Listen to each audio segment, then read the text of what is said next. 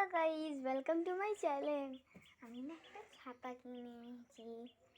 এই ছাতাটা এখন আমি খাবো। দেখো, ছাতাটা এবার আমি এক্ষুনি কিনে এনেছি, এবার খাবো।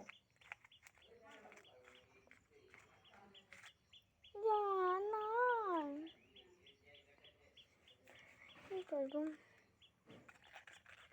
আইডিয়া, আমি বরফে ছাতা করি। চলো গাইস, কী করে করবো তোমাদেরকে দেখা। চলো আমি যাই। দেখো গাইস, চলে এসেছি অন্ধকার। দেখো, ফ্রিজ খুলেছি। ওই তো বড় দেখা যাচ্ছে, বড় হলো বাচ্চা।